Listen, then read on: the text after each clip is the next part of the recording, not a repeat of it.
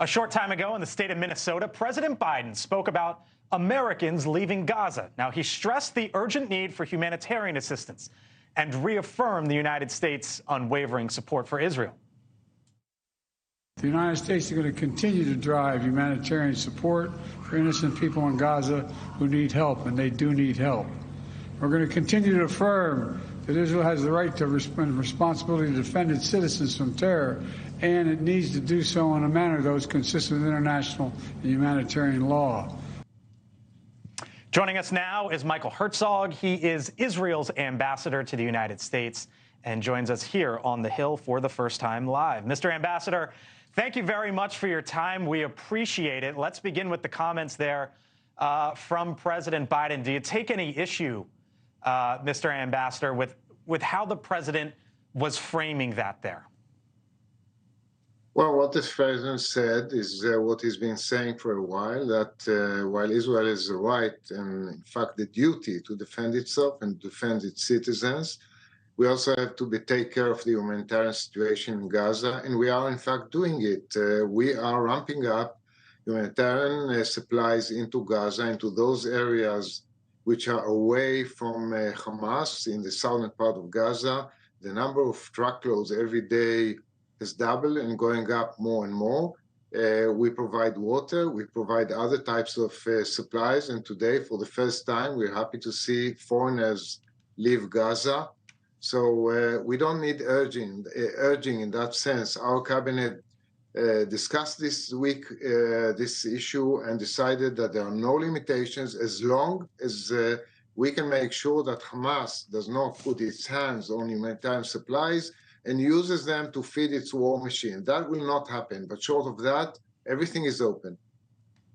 You say everything is open. Aboard Air Force One today, John Kirby, who's the spokesperson for the National Security Council, sir, said that that the U.S. supports temporary pauses in the fighting so that aid can get in and people could get out. Would Israel go along with that, or is the Biden administration trying to have it both ways? I do not know what temporary pauses or humanitarian pauses mean. If people talk about a ceasefire, it's not going to happen because we are not going to stop our war efforts to destroy the Hamas war machine.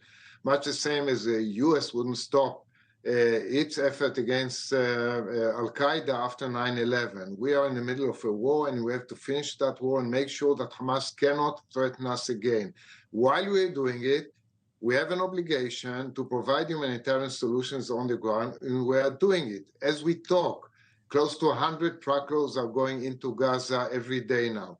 So I don't know what exactly a pause means, but if you talk about providing humanitarian solutions to innocent civilians while the war goes on against Hamas and the terrorists, that's what we are on, and we're doing it while we talk. Do you have any idea what it means? Do you have a guess as to what a temporary pause in the fighting might be? And if not, might you say anything to the administration? I have no idea. It has yet to be defined. If people want to talk to us about humanitarian solutions, yes, we are all ears. But if people talk to us about ceasefire, our answer is no. We are in the middle of a war. We don't want to give Hamas a victory, and we will not.